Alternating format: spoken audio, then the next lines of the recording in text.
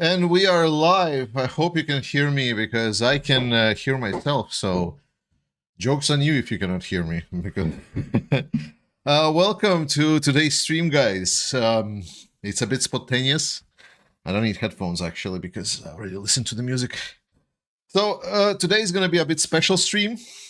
If you're going to be watching this in recording, it's going to be probably pretty weird, but it's been really busy weekend for me. Extremely busy. Did a lot of stuff, a lot of wrap up for the year, like a lot of stuff, a lot of reflecting, and I missed a lot of the news that were happening all over the place. You know, like Syria, Georgia.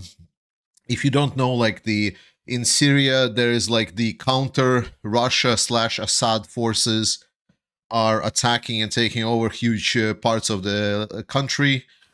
Especially parts of the country. Like if you look at Syria, it might appear big, but actually there's like a dense area of the country, and then there's the area of the country which is like essentially desert. Like, yeah, that was happening. Then in Georgia, they have been protesting now like for 4 days. Today was the documented use of the Molotov cocktail there, so there's plenty of things to cover there, which is very important.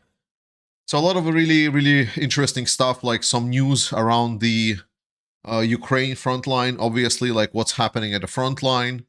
And I need to get on board with that because like I've been out of the loop for the last like 2.5 days. Like I've read the news, you know, like they appear on my phone. Like my phone is like looks like this. It's like you have like 2,000 unread messages, and then like it just constantly pops up something new because I'm subscribed to like a countless of these news channels that require the constant attention.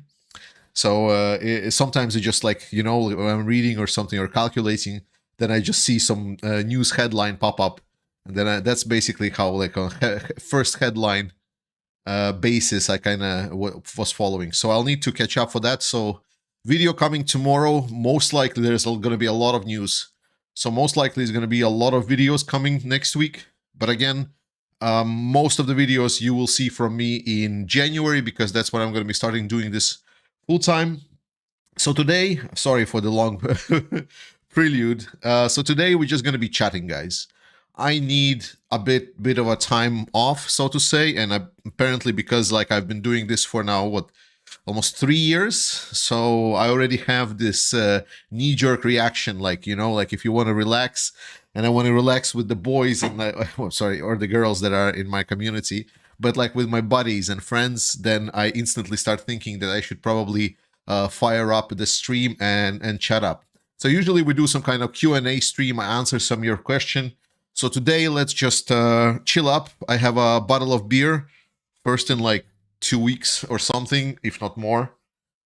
So I'll drink a bottle of beer. We're gonna talk. No Q&As, no format. We're just gonna chat. I'm gonna read what you write, and we're gonna roll with this. Hope you like it. Let's try to see where we're gonna end up. Let me get a pop-up chat so I can get it closer to myself. Post, yes, absolutely, Uli. Obviously, I'm gonna be missing a lot of comments and so on, especially if we're gonna see like 1,000 people join or something. FD format, yeah. Yeah, if you want to get my attention, you can write my name, but I'm going to be reading chat whatsoever.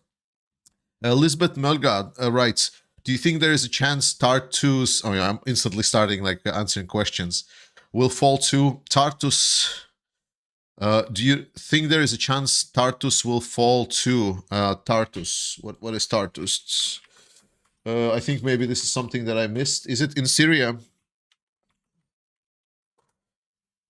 Tartus, city in Syria. Oh, yeah. Listen, with Syria, I need to catch up a lot on what Syria is, specifically in Syria, is happening.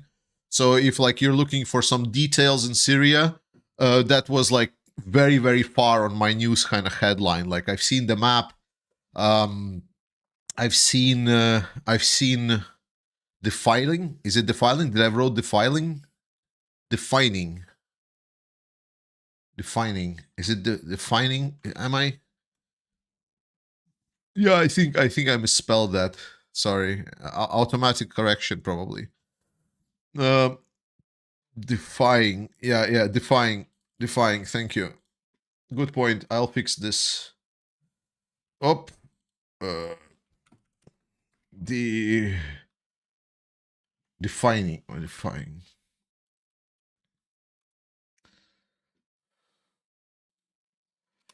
Defying.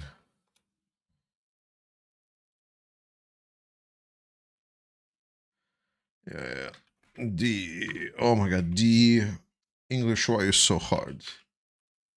Defying all odds. Yes, thank you. Great observation. Yeah. Don't judge me too harsh today. I'm really like, I feel extremely screwed. So today let's just talk. Let's just be buddies here. Let's just look each other in the eye, well, or like this scrolling text window that works as well, and choke. What's your best dirty joke? Russia.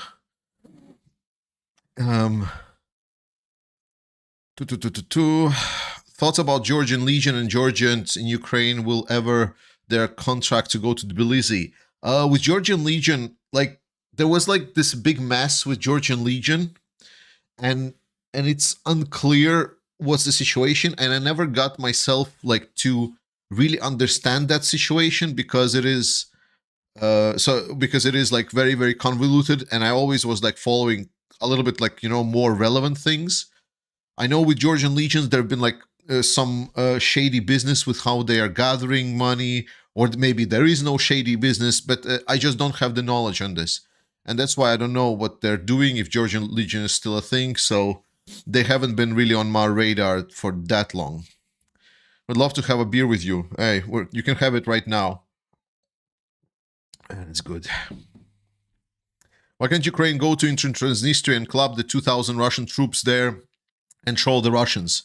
So the first and foremost thing that we need to understand is Transnistria is part of Moldova, right? Even in the last elections, people from Transnistria were still voting. So Ukraine doesn't invade their neighbors without them essentially asking them to. So for Ukraine to get into Transnistria, they would need to get a request from Moldova to get into that territory. Then and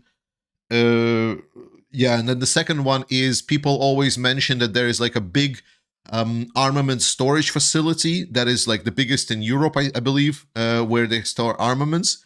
Well, it's well known that that storage facility is mined to no end. So as soon as Ukrainian forces would approach it, it will be blown up, and it would be one of the biggest firework explosions that Europe has seen in a while, potentially with a lot of casualties. No one really wants that, and until I believe Moldova is going to be pushed to shove, I don't see how they can resolve this. GC the Music Man, nice seeing you again, buddy. Скоро я буду говорити українською добре. Добре. Я теж можу розмовляти трохи українською, але, ну, таке, поганенько.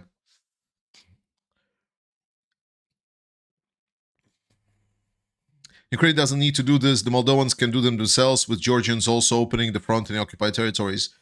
True, Peter.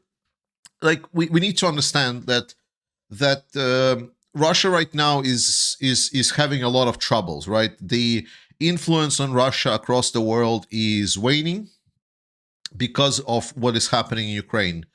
And that's why here we can talk like a little bit about, you know, because there's some data that is coming up about how much support has been done for Ukraine. And don't write Georgian to me. I don't read Georgian, by the way. Yeah, how much support has been delivered to Ukraine. And I got like really pissed off again, because we're talking like varying at max like 50 to 70% of the promises, but on average like 25 to 30% of what was promised to Ukraine. And that's only like the data for certain nomenclature that we know of that was like there under accounts. Potentially a lot of things that were just promised to Ukraine but never said about it, they were potentially not delivered at all. It's so discouraging, you know, like we're talking here about Europe needs to step up and so on. And there was like today, like a great news, like, you know, like in a nutshell, it's a great news. It's like, wow, European Union is going to be supplying 1.5 billion euros every month to Ukraine in 2025. Great, like in a self-encircle system, it's great. But when you consider, it's like, okay, maybe like, US will pull out. Then there is like some instability in some other countries in Europe. I was like, man, like 1.5 billions is not that a lot. It's like, what is like 12 billion? Like Ukraine needs like 150, 170 billion to at least match what Russia is doing to like, and I'm not even saying like, win and so on. A lot of times in a lot of my videos, I talk about, like Ukraine is doing great. And my problem with that is that Ukraine is doing great with the fact that they're like 7 steps behind Russia on resources. Okay, maybe not 7 steps, but at least let's say 3-4 steps behind Russia on all resources. So they need to essentially jump 2 times over themselves and perform majestic feats of ability to sustain and fight against Russia. And then when people say is like, oh, Ukraine really needs more troops on the front line, I say, yeah, but also it would be nice if there would be more resources. That's why I always tell about that Ukraine just needs more and more and more and more weapons. Manpower is important. It's very, very important. But the resources are a lot more important in that sense. Think about it this way. If you have a lot of resources, it allows you to cover up certain mistakes. It allows you to be less efficient. It allows you to be sloppy, right? So look at Russia. Like Russia is fighting like any other country in the world would fight. They would not bear maybe for 3 months. They would be gone and out. But because Russia has so much different weird resources that they can use, including manpower, and most importantly, including armor and ammunition, Russia can fight like it's no one's business. It's absolutely brutal. Like any other country would already be deposed for even attempting to do something like this, but not Russia. Putin is very lucky. But because they have a lot of resources, they're able to fuck up so royally that if it would be comparable armies between Ukraine and Russia, then Ukraine would just crush Russians, like just because how bad they're fucking up at the front line. But because Ukraine is fighting essentially 3-4 times with 3-4 times lesser capabilities and strength, they're barely able to essentially hold their own. And then people write to me and say, "Oh my God, Georgie, they're advancing on the front line once again." It's like, yeah. And they keep advancing until Ukraine gets more resources. It's so stupid. It's really pissing me off. Like, because we have the easiest job in the world. Like, in the Western world, in the Baltics, like in the Western Europe, in US, just like give a little bit of money, and Ukrainians gonna just do the job. They've proven this countless times, and we are now with the potential of the peace negotiations coming in. We are now facing down the situation where we're gonna end up in a world that is so much more dangerous to us.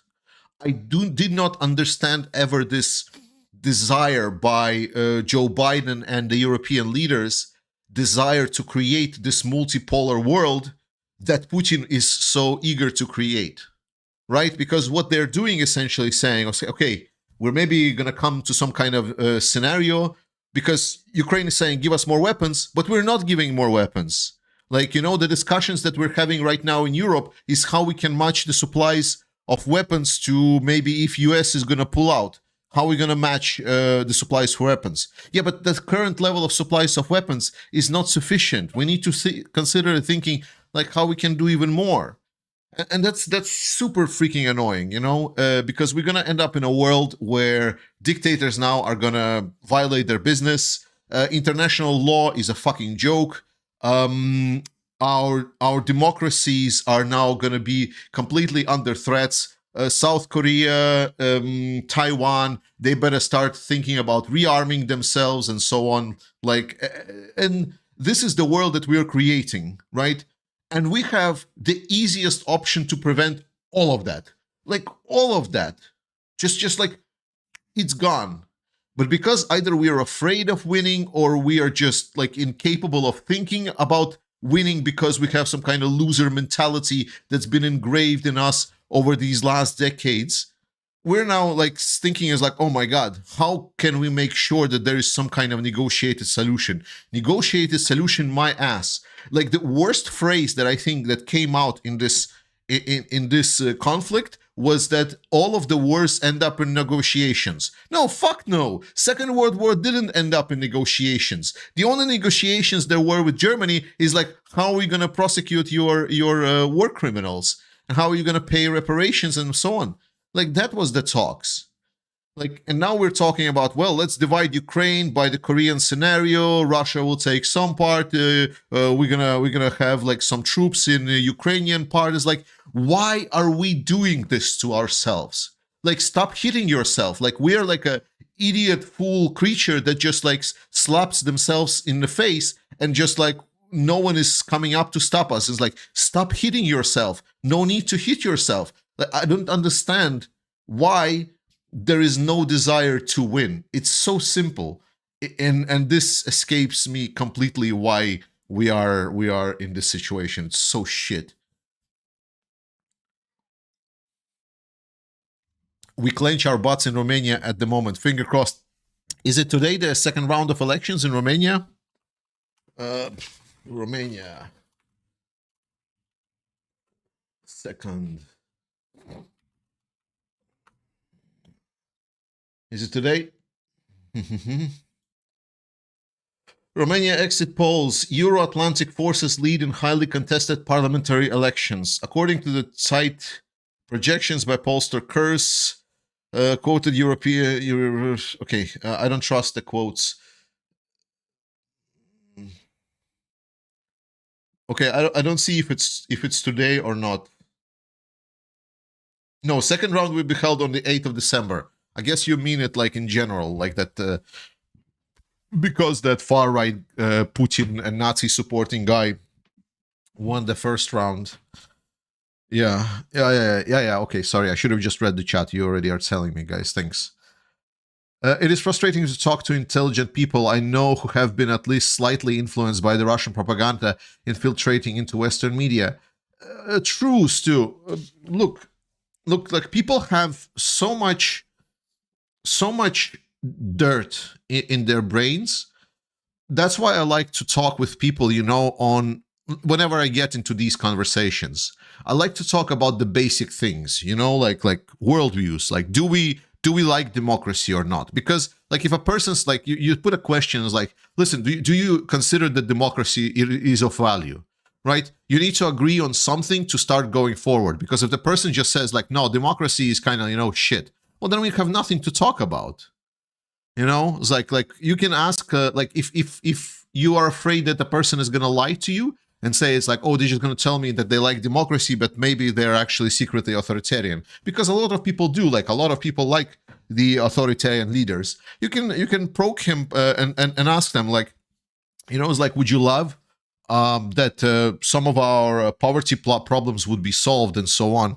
And I was like, yeah, that would be great. And I was like, would you love like to finally not care about all of these elections that are happening every year? That's kind of bad. And he would be saying, it's like when we see like the same old shitty parties every year, every election cycle. And if the person says yes, then he says like, well, you're a fucking authoritarian. You hate democracy. Why did you lie to me? You know, it's like there are fundamentals that oftentimes people disagree. And in my perspective, like before you can start agreeing with people on something, then you need to at least, or before you start disagreeing and coming to some kind of consensus, you need to find at least some common ground. Would you check my previous super chat, please? Yeah, for sure. Yeah, sorry. Yeah. Can't Ukraine outlast Russia? How Taliban? Oh, I'm just gonna open. Give me a second. Give me a second. It's a good question. I'm just gonna do an additional pop-up chat for all of the donos because, like, I missed some donos last time. Oh, I'm actually gonna address them. I have them checked. I will address some of the donos that were made last time. Sorry for the required you to spend fan finding. There we go. OCT, thank you so much for being a member for 19 months. Appreciate it. Really nice seeing you again here. Adamantium, hey there, buddy. Nice seeing you again as well. Russell Whiskey, thank you so much for being with me. It's really nice to see you. I love you, man, so much. Angela Sound, okay. So can't Ukraine outlast Russia how a Taliban did to USA, Mujahid to USSR, Viet Cong, etc.? Of them, what tactically BID did strategically, Russia can't keep troops battle ready indefinitely in Donbass. No. You are right, Angela. You're right that Ukraine can do that, but do they want to do it? Right? We need to understand that ultimately this war is going to be defined by the people of Ukraine, right? Because they are doing the ultimate sacrifice, and if they want to fight, they will fight. But there is also some request in the Ukrainian society for some kind of peace negotiations. Now, Zelensky has been saying lately that he is potentially looking for a diplomatic track to resolve this conflict. Diplomatic track is possible. You know, Germany has been unified, and apparently people are really betting that Putin is just going to die and so on. But I think it's terrible scenario. Like for us in the West, Ukraine not fighting, and this is going to be like, I hope all of my Ukrainian friends are going to close down their ears. But like for Ukraine not fighting, it's a terrible scenario for the world. It's a terrible scenario for democracy because it validates everything that Russia stands for, everything that Russia tried to put on the table with this aggressive conflict. Basically, the recipe will be born, and the proof of concept of the axis of evil that Russia is doing will be present and available. Because what's going to end up is that Russia is going to keep what they captured, and the international community is just going to shut up and do nothing. So it's going to be a perfect recipe. Get nukes, invade the neighboring country, see how much you can get until the resources run out, and then start talking with the democratic world, and then try to negotiate peace. And it's going to be absolute disaster for Ukrainians. For Ukraine, it's absolute disasters, because no one is going to have trust in that country to invest in that country. I'm not sure if Ukrainians themselves would want to get to that country.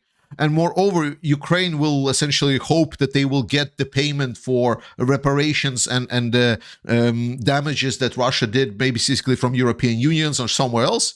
And if that doesn't happen, then Ukraine is just fucked.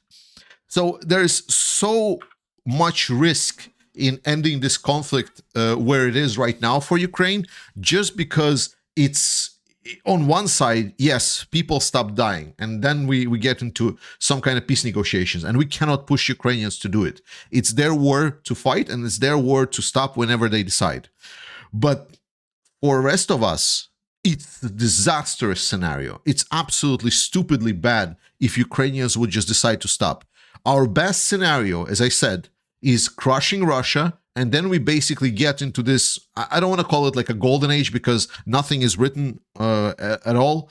No history is written in advance. But if we see some kind of repetition of post-World War II scenario, then it could be essentially another golden age, so to say, for the Western Alliance, for the Western powers, because we beat the biggest European adversary and we disrupted the formation of the axis of evil.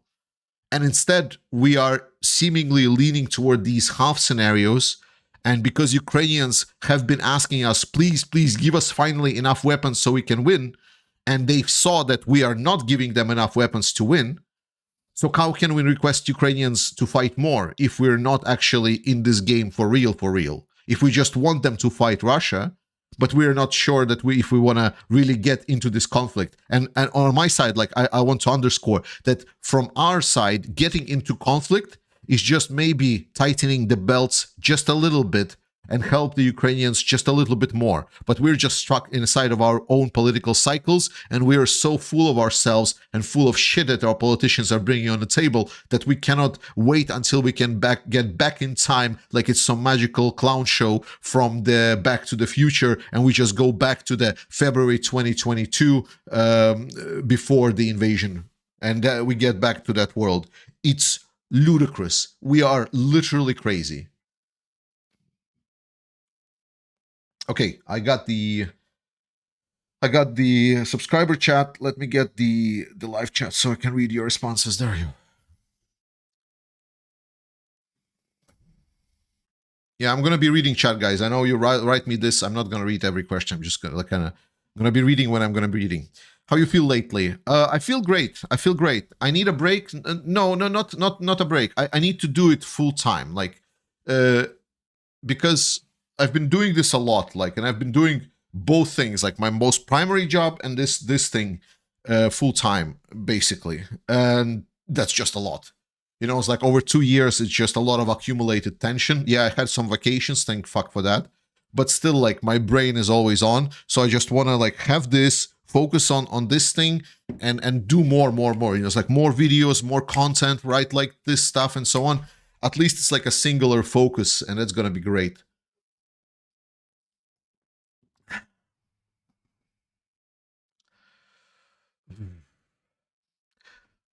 Dilf Kobonik, do you think that a Ukrainian offensive in 2025 will be possible because of Putin's gamble to relentlessly push this last year, and Ukraine can exploit the point of culmination of the Russians? Dilf, same answer. It's like, it's all depending on resources. I know Ukrainians have certain resources that General Syrskyi is a little bit hesitant to expand those resources. So I feel there is enough resources for counteroffensive. What I want to underscore is, like, when we're talking some kind of offensive in 2025, I'm thinking about localized offensive, maybe something similar to Kursk.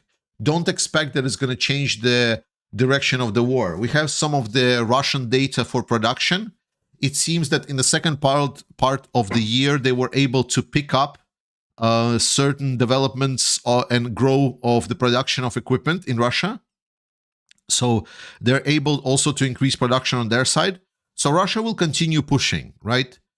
And if we are not, like, we from the West that are supplying Ukraine with weapons, if we're not in this game to support Ukraine until at least the end of 2026, then, you know, expecting some kind of counteroffensives, I think it's a bit silly. Ukraine is in a dire situation, like really, really bad. But the fact that they're doing an amazing job, the fact that they're resisting with all they have, the fact that they're not stopping the fighting despite Russians having so many advantages, it's really good. There's going to be a lot of key strength points that's going to come up for Ukraine in 2025. F-16s will be operational in already great numbers by the second part of the year. There will be significant more accumulated firepower. Ukrainian production is growing. Ukrainian, specifically drone production, is growing. We finally are getting past some of the last stupid defense mechanisms about Ukraine not being able to fight in Russia or not being able to shoot into Russia. Thankfully, we finally broke those barriers as well. So now the whole battlefield is finally open. What should have been there 3 years ago, 3 years too late, is finally there for Ukraine. So there's going to be a lot of good that's going to be coming for Ukraine in 2025. The question is whether or not we are still in the game, or we are just already ready to throw in the towel, and if Ukrainians are ready to fight as well. Like, again, is Supreme Eggplant going to invest more of his DPRK soldiers? Yes, Bobo. Look, Bobo, so real talk. You know, I grew up, North Korea was a big fucking joke. Little Rocket Man, the country that has no food, the country that cannot figure out how to build missiles, how to build equipment, doesn't even know how to feed their population, right? And that country now is part of the axis of evil that is testing their regimes against us. Moreover, we are so fucked that now Ukrainians, when they're taking apart the North Korean, again, I'll repeat about this, North Korean missiles, the country that we've been sanctioning from before the history, that country is having missiles that are using American and European components for missiles to create those missiles and shoot those missiles at us. this is how fucked we are. We've completely we lost touch with reality and the world that surrounds us. We are looking at the world around us and thinking we are so strong, we are invincible, nothing can even ever touch us. But that is the false sense of delusion that we put ourselves in. In reality, there are plenty of what is it called? Like people, not people, but the animals that want to, vultures. There's plenty of vultures that would love to see any kind of weak piece whenever we don't are not looking to bite off and take away from us, all across, all over us. And the fact that we are so indulged, self-indulged in how we're living and what we're doing and our careers and our stuff, that we are completely forgetting that because of our actions, we are creating the enemies for ourselves. Russia would never be in a situation where they are right now if we would realize that a dictator that constantly says that he's in a war with NATO is potentially considering a war with NATO, or at least war in Europe. And now he's basically been money fed from the European Union and America for decades. Like his war chest did not appear from nothing. There are plenty of powers that want to take us back. They want to take us back hundreds of years. Like if we're talking about making America great again, well, that's great. But there are plenty of powers that want to make, I don't know, the Chinese Empire great again, the Russian Empire great again, the Korean peninsula whole again. There are plenty of powers that want to do this. And all of that is right now is we have developed a lot of stuff. We became complacent and now they're abusing us and they're using us and we are just sleepwalking into this world and trying to beg them to please stop. And that's our best response to that. We cannot even figure out when there is a question about our own defense for the future. That's how fucked we are.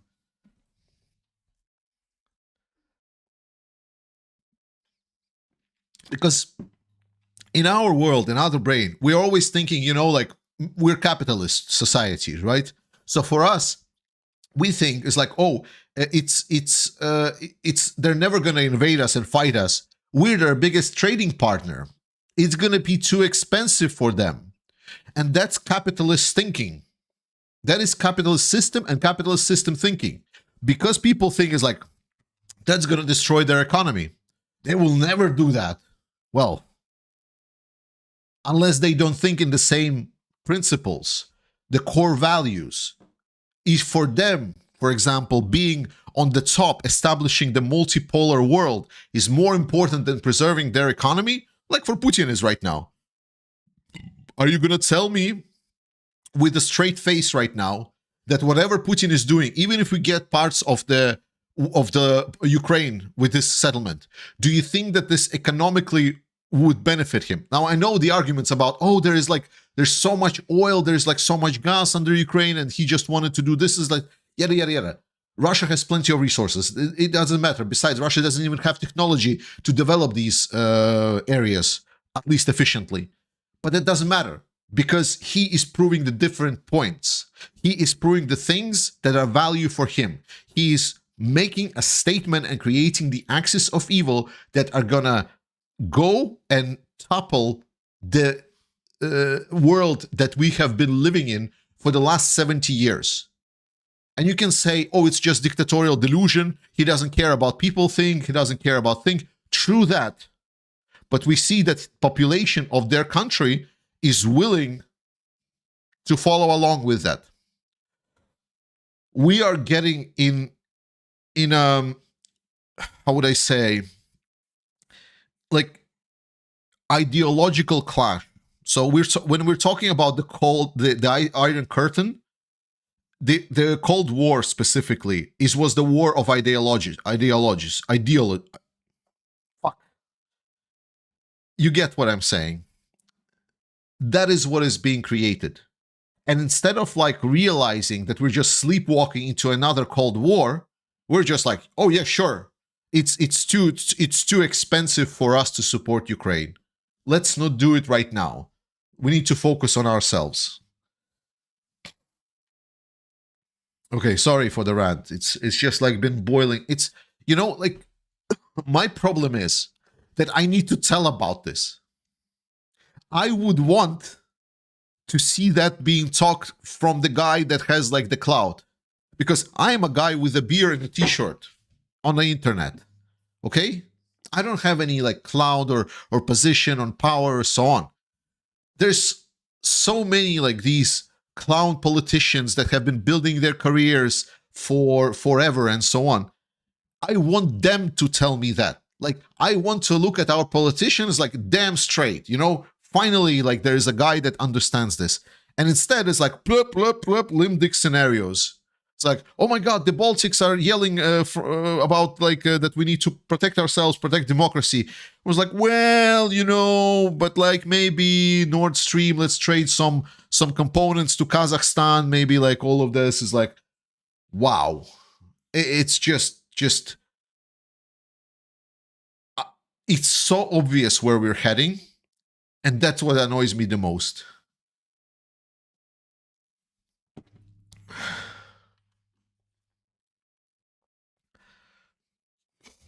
Your politicians are fairly decent. No, they're not. They're so fucked.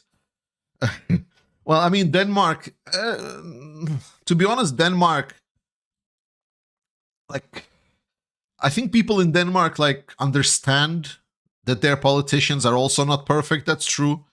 But I think they just haven't seen, like, what to compare.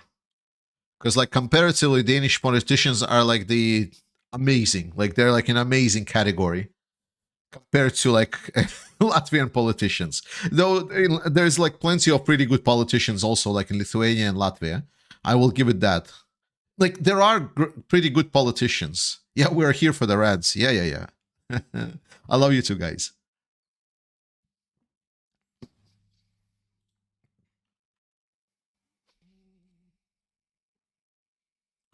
Could it be that US is afraid if Russia is completely collapsing and disintegrates too many countries might join the EU, making EU too powerful? Listen, Willie, like everything that you said is exactly what I mean, the problem. Like we are so engulfed into this like I'm not sure if you have stumbled upon this, like regular people, real talk. So a lot of people that I've met, smart guys, and they try to do like open their business, try to do some things and so on. And I met a lot of the really smart guys, like guys with like some engineering diplomas and so on, and they were like never really doing anything. They were kind of always either afraid to start, or whenever they needed to make like some kind of obvious decisions, they would not do it. And then I met guys, like guy that I knew from school, absolute fucking moron, like guy that has IQ of a coffee table, and he has relatively successful car wash business. And I was like, damn, dude, it's like, good for you.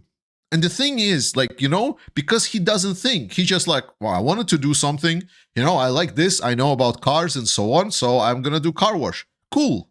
But for smart people, it feels like that they're sometimes like start over evaluating where they are, and instead of like doing the things that they're actually required to do if they want to reach something, instead they start doing a lot of these side activities like analysis, cost benefit evaluation, business planning, and so on. And the same way it is your argument, it's like, oh, maybe if Russia will fall apart, then the nukes will just go around, and then EU will start. It's like you're playing 17,000 day chess while we are literally sleepwalking into a disaster. And that's my point exactly. Yeah.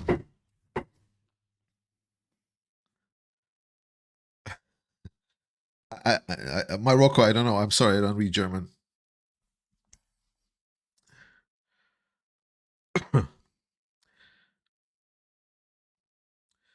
Gord, hey Gord, Gord the legend, by the way. I am shocked how many people around me think they won't be affected by the world situation or ignoring it. Listen, Gord, like, obviously, like, majority of people will not care, right? Majority of people just want to live and do their stuff, and they don't want to follow this, right? It's like, 99.9% of Ukrainians never were considering being ready for war. Civilian, like, let's take military one, but 99% of civilians never even considered. Well, the problem of war is that when it's being enforced on you, when that situation comes, you just need to deal with that reality. And reality will come one way or another. Like, that's why I'm saying we're sleepwalking. My hope is that we have this, like, representative democracy. And why I'm stating things about politicians, because it's a fucking representative democracy. It's the job of the politicians, people that are involved, to explain to us and tell us exactly the things that we need to be aware of, and it's their job to work towards achieving these things. Instead, they're running in circles and just like, well, we need to preserve our economy. Well, I'm pretty sure economy is going to be very strong, especially when like half of the EU is going to be taken over by Russia, or missiles are going to start flying to Brussels. Probably then we're going to be booming, literally.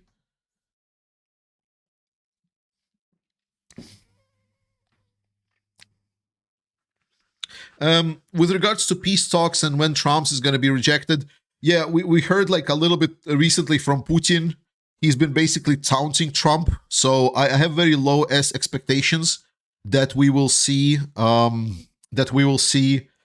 really accepting the scenario. But Putin is also a manipulator, so he will be really trying to essentially, essentially stating is like, oh, we can agree to peace talks, but you need to stop supplying weapons to Ukraine right now. Something like this, I don't think it's in Putin's interest to stop the war now that he thinks, quote unquote, that he's gaining ground and winning in Ukraine. Like, there is no incentive for him. So he will just use these negotiations as a leverage for him. Like, I don't really see Putin being so far in a scenario where he sees that he would be really required to go into these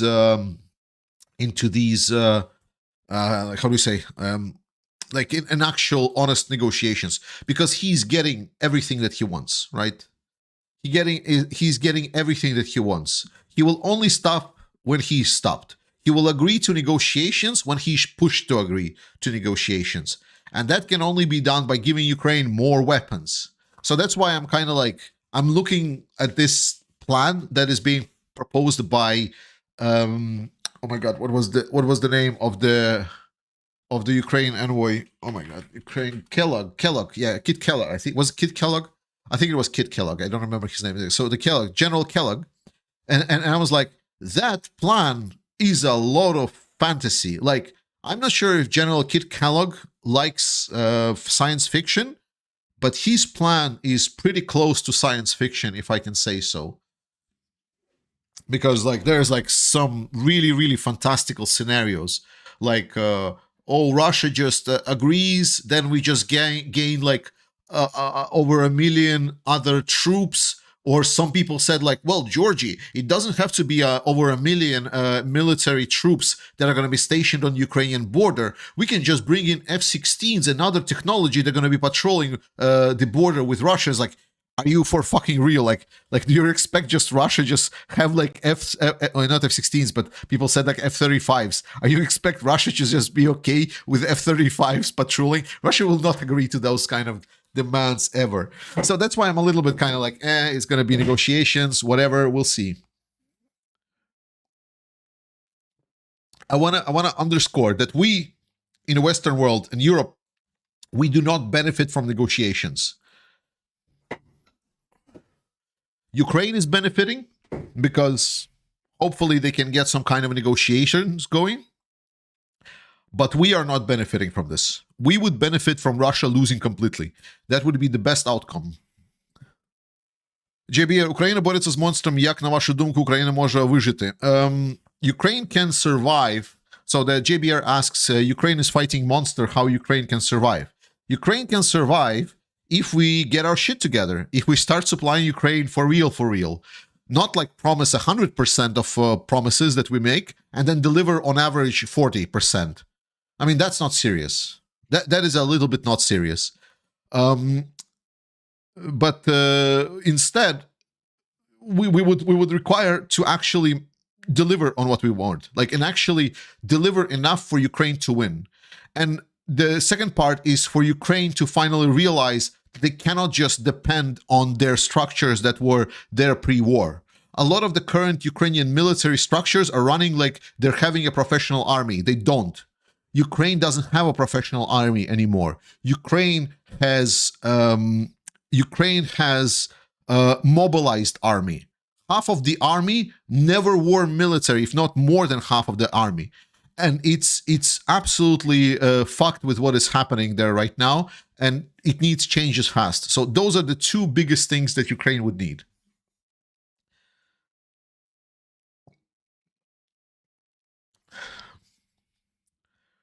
If Trump decides to cut aid completely, will Ukraine just say YOLO and use the remaining US weapons already in the country and hit any targets in Russia they want?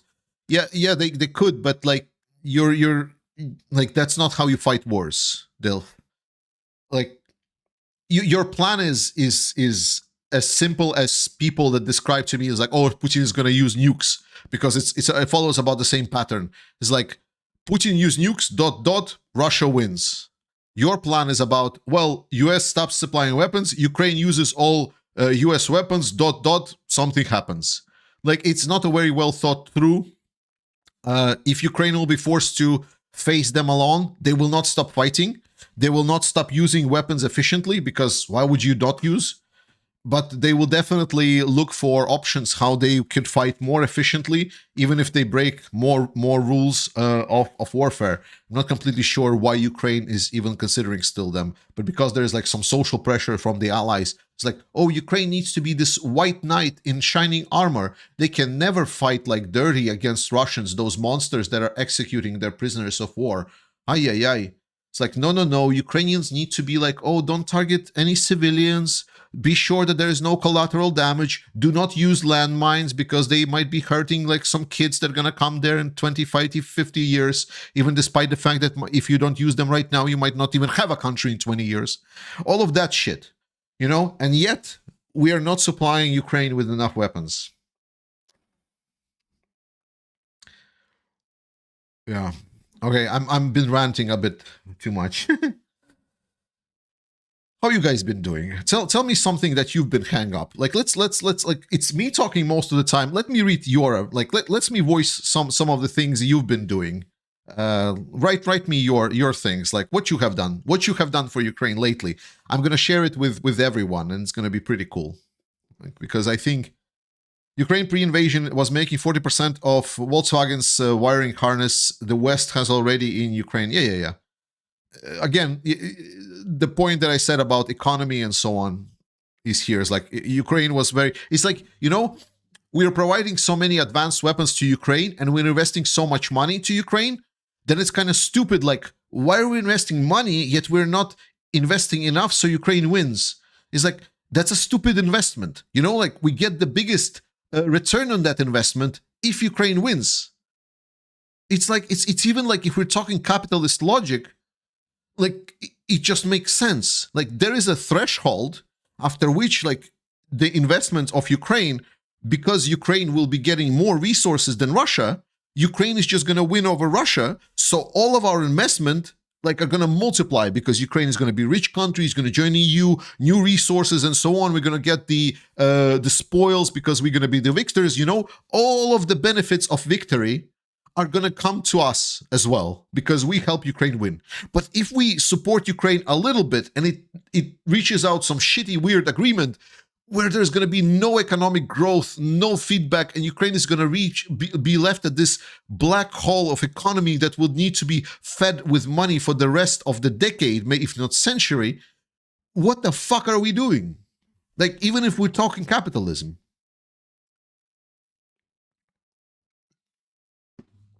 I'm 50 minutes behind you. I'll catch up. Yeah. Cheap food, cheap minerals, yeah.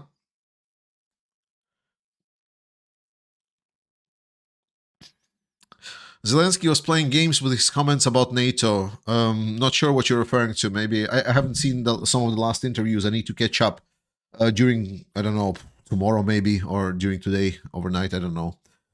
Blue Feather, you're not ranting too much. What a relief to hear the truth. Ukraine is defending of all of us. Slava Ukraini. Absolutely, my friend. Again, like, it's not even like, if we're even talking about selfish, capitalism, then it's so weird. A lot of continental nations work individual level to fund Ukraine. I don't believe EU is able to continue funds to Ukraine due to Hungary. No, they found a mechanism. So essentially, they promised Hungary that the Hungarian funds will not be used to fund Ukraine. So they were able to use EU mechanisms to fund Ukraine. DLF Hobonik, I have a birthday coming up soon, taking off some Ukrainian merch. That is so good. I'm going to have, guys, by the Christmas, I will have some special Ukrainian merch, and we're going to have a big fundraiser for this Christmas time. Please participate in that one. I'm hopefully going to post about it tomorrow, but it's going to be so cool. We're going to get some new really cool patches, and I'm going to update the shop with some of the stuff, and obviously going to make some major discounts as well for Christmas, just so you can get some goodies for yourself. Hippolito, thought some bushes followed by dogs. I won't say I ran. A rabbit was flying from his burrow. A colleague came out and said to him, "Befriend with this." What must... I don't know what it was. Johnny, do you think Jake Bro can get an interview with Zelensky? Maybe. I don't know. Like, I'm not Jake Bro. Ask Jake Bro. Why do you ask me? Europe needs to bring their military to 4% like Poland. Yeah, true. 4% military spending is like a must. Like, we're talking still about 2, but it's already 4. And that's like exactly my point, Dipnip. That's exactly my point about the fact that we're like 2 steps behind, if not 3 steps behind all the time. Do you think any European countries, Poland, UK, independently of NATO, will put troops on the ground? Yeah, I mean, Poland already said it. Baltics have been considering it internally as well. Potentially, there will be a coalition of the willing. I got all 3 of Jake's patches. Nice. Jake is a good guy. I like Jake. Paul Waddington, I finally got enough work to put enough money to actually start helping Ukraine out. Even though I have following every day since February 2022, I hope I can make it I can make up for it now. Hey, Paul, thank you so much, man. Like, I really appreciate it. Like, all help is really appreciated. Like, I know I'm a little bit biased because my channel is called Ukraine Matters. I'm a little bit biased, but literally, it's because Ukraine matters for us. It's like helping ourselves and so on.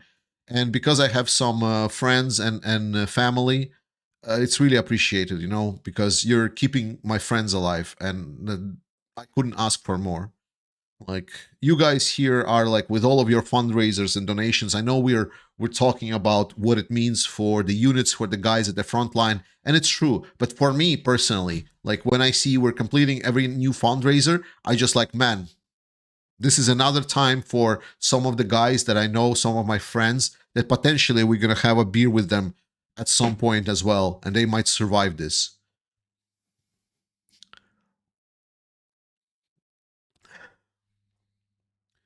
Jack Bro has respect for Kellogg. I don't. I am agnostic.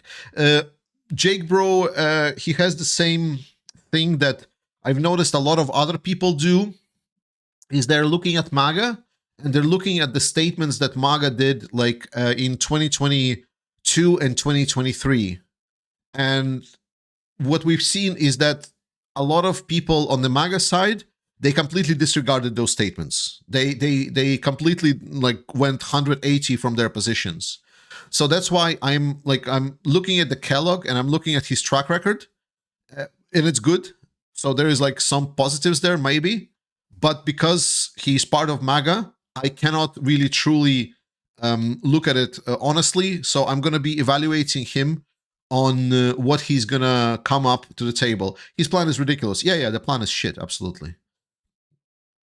Hey Kim, well, 20 bracelets in the past 3 days, or as I look them, economic force multipliers, as they will finance God knows how many fundraising bracelets. Thank for the talk earlier today. Thanks, Kim. My pleasure. Literally. So, guys, so we have this guy here. His name is Jifion Designs. He makes incredible bracelets. Free promo. So he makes like these incredible bracelets. I'm gonna show it for you. The guys from the, oh my god, come on, camera. This one was for Brandon, and he still needs to pick it up. So they are incredibly cool, and they're handmade. And he's suffering from success because they're essentially flying off the shelves faster than he can make them. So we're gonna be talking and seeing if we can find a way for more of you to get your hands on these bracelets, just so you can help out a guy and do more for Ukraine. Like, I know you say you don't want to do it and so on, but we'll see what we can do. Maybe we'll transition these bracelets to be more help for Ukraine.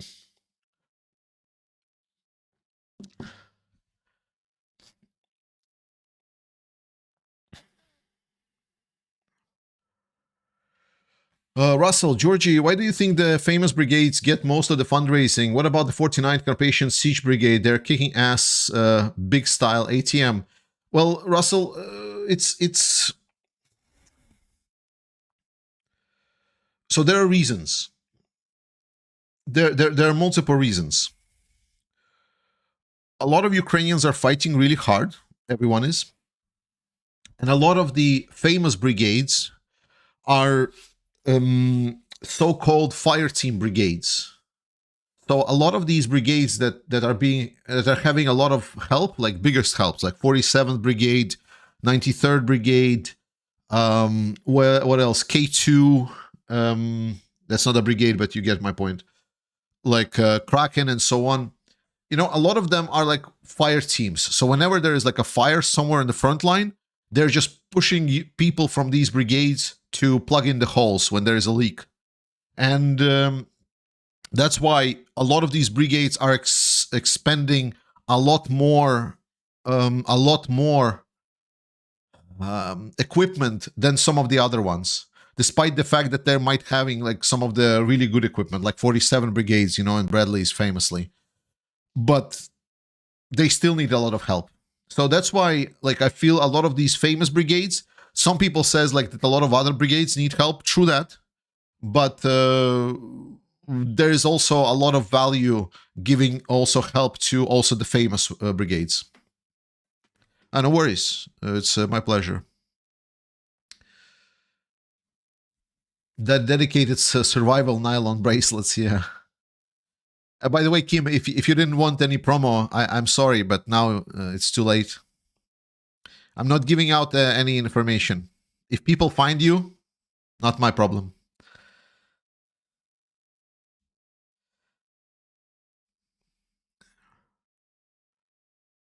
Igor's mind. Instead of attack choppers, they should use FPV drones. Yeah, for sure.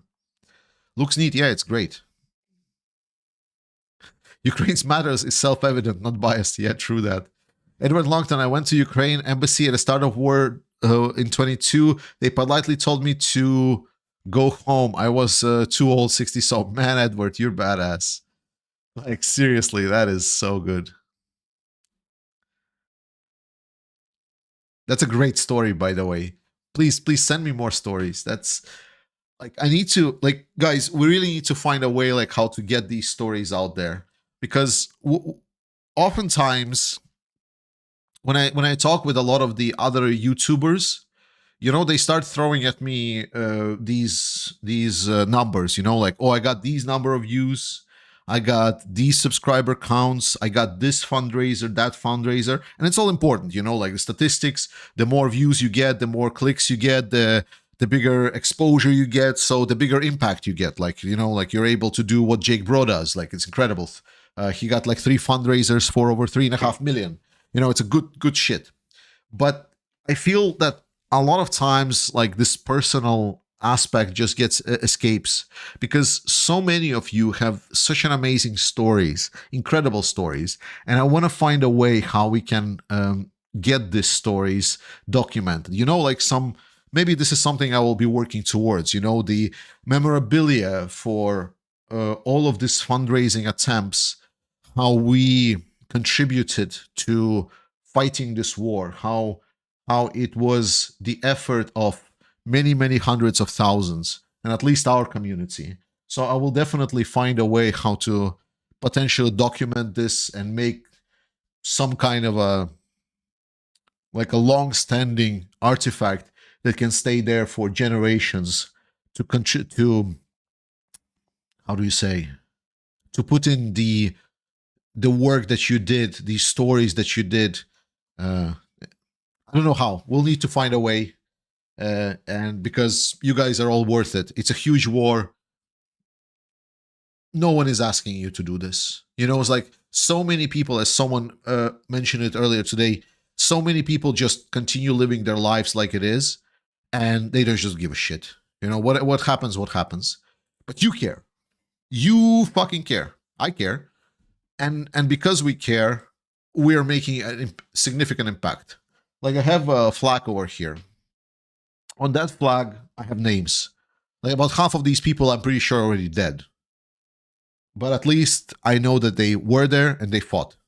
Now, I'm not expecting you to die, so please don't. But we need to remember, oftentimes we're getting like about this, hard times, like what you have done for me lately and so on. That's a modern generation. But I'm like from the generation where sentiments mattered. I really remember when it was really important for remembering fallen heroes. Sometimes, like, on my granddad's death day, I still light a candle and so on. Like, he doesn't care. Like, my granddad is dead. He will not see that candle. But I'm a bit sentimental like that. So I feel that this sentiment is important for us to keep going, to keep fighting on. And I really appreciate all of the work that you're doing. It's really incredible. Thank you so much. Kathleen, I wrote a research report about AI for drone usage in Ukraine. Nice. Did the first version towards the end of the 22nd and the beginning of 23rd. Great. AI is pretty big, yeah.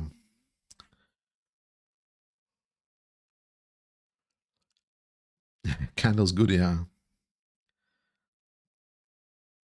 Bad Dad Doge.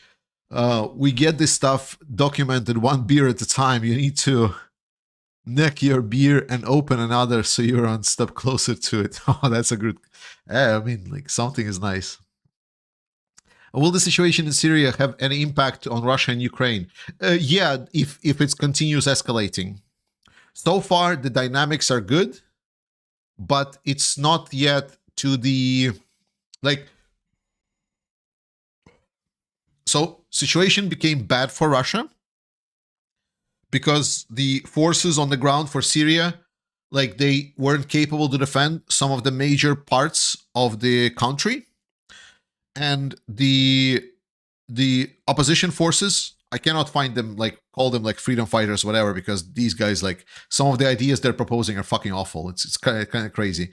It's like I cannot support one or the other side. It's so fucking wild. But at least some parts is bad for Russia, so I can appreciate that. But the fact that the Russian forces are so hell-bent to have presence in Syria, because that's what establishes them as a regional power, also in the Middle East, they promise that they will help Assad even more.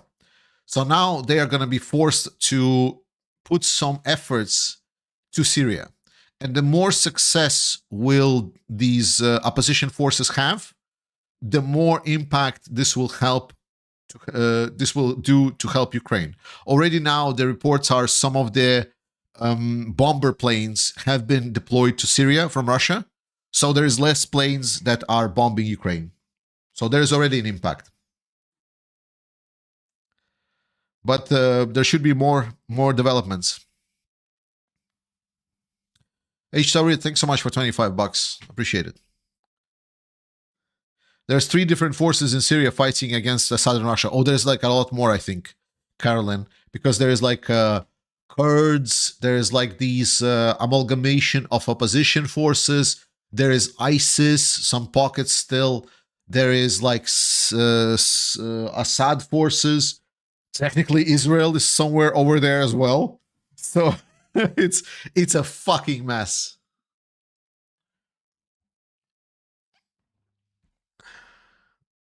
Three major forces. Yeah.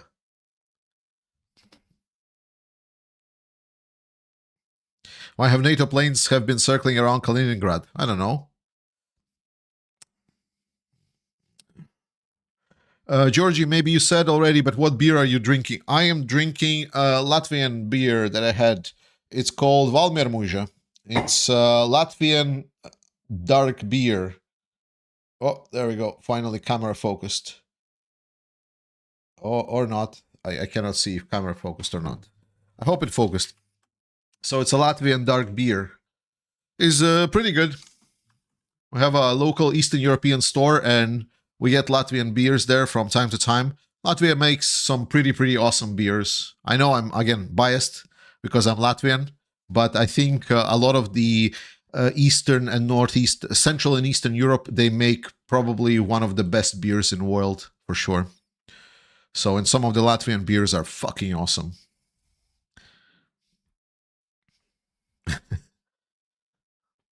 Sant Augustus is best beer. Have I drunk it? Sant Augustus beer. Sant Augustus. I can actually get it in some specialized store on. It's a German beer, right? Oh my god! Yes, I'm 18. There we go. What the fuck is this store? Okay. That's the shittiest store I've seen in my...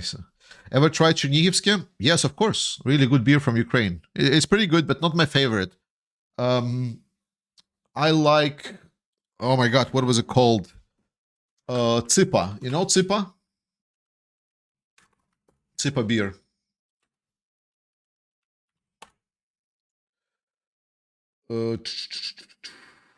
Tsipa. I'll share it with this screen.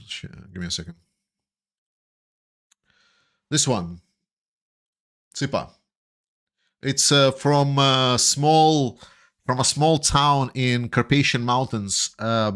It's called like a small chick in English, and that town is called, oh my god, what was the name?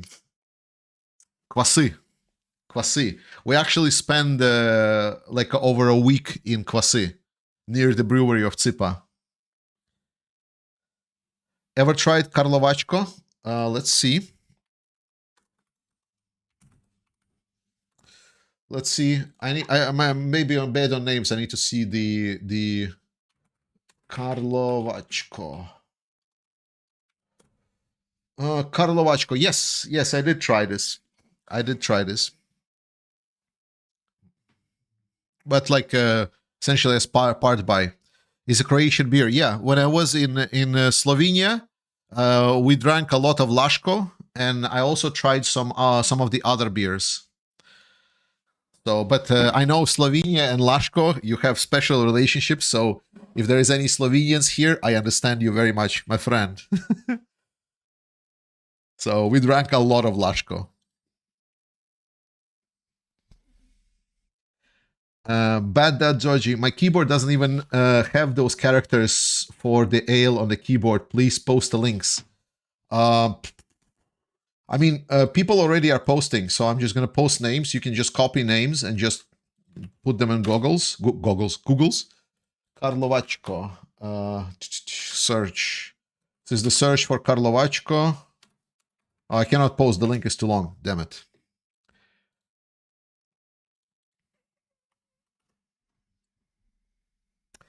UK favorites are Kronenbourg, Stella, etc. I mean, Kronenbourg and Stella are not bad, but you know, like, they're mainstream. You have to tape pics on your keys. True. Oh, I'm now learning how to type Korean on keyboard. So I'm like learning how to blind type Korean because I don't have the stickers, you know, for the Korean keys. So if I want to continue learning Korean, which I do right now, I need to learn how to blind type Korean on my keyboard. Yeah, for sure. Ožujsko. Have you tried any Lithuanian beers? Yes, a lot. Lithuanian beers. Oh my god, which one? Which one did I like? Lithuanian beers. Let me see if I can find. No. I think it was this. What is it? Utenos? Is it? Yeah, Utenos. I think that was the one that I remembered. I'm like looking at like Lithuanian beer pictures. I think I need to kind of keep the beer pictures. This is now a beer stream. So Utenos was pretty good. Actually, fun fact. When I was in US, I tried some of the American beers and they were okay. Like a lot of people shit, like especially from Europe, like fucking elitist, hate it. It's like a lot of people like shit on the US beers. I've been to some of the places in US and I tried some of the US beers and it was pretty good. Can't say that like maybe the Bud Light is good, but I think that's where the stereotype comes from. But generally speaking, some of the beers in US is good. Once you master Korean typing, you can level up and try kimchi unless you already tried it. I have kimchi in my fridge, so if I want to try it, I just go down. I love Korean food. I'll show it. I actually have it today. I was considering making something. Free promo as well. I hope Aaron, if Aaron watches this, free promo. So I have this book. It's called Simply Korean. It's from a YouTuber guy. His name is Aaron. Like I'm gonna post it, and that's his wife Claire. So they're making like a fooding, like YouTube stuff and so on. So it's a Simply Korean book, and I am making like a lot of these Korean dishes. So I love Korean food. It's pretty good. Like my probably the thing that really got me the most out of Korean food is tteokbokki. The tteokbokki was the best. You got promo code for that book? No, I just bought it on Amazon. It's just book for myself that I bought. So, but the tteokbokki is like this rice cakes. And when they looked, I thought they would be like, you know, like gnocchi, like the Italian gnocchi. And gnocchi, they're like softer types. Like they have some chewiness, but they have like it's okay, it's a bite. But these tteokbokki, they are like super chewy. And I really like that sensation, especially when you make the full dish and they're like spicy and nice and like really, really good. And I just love the chewiness of them. I just fucking, that's amazing. Like that's something where I just like, man, this is so good.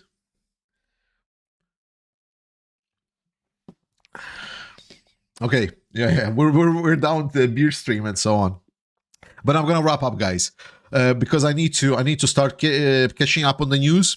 I want to make a video for you tomorrow, hopefully even more. Again, all of the videos, majority of the videos will come in January because I'm gonna start doing it full times. I'm hoping to have like more of these streams as well, so we can just talks and chills and so on. I think it's pretty nice, and it seems you're enjoying this. I enjoy it a lot. So let's call it a day. Get some rest, get some beer if you can. Support Ukraine, and we're gonna see each other very soon. I love you. Slava Ukraini. I'll see you next time.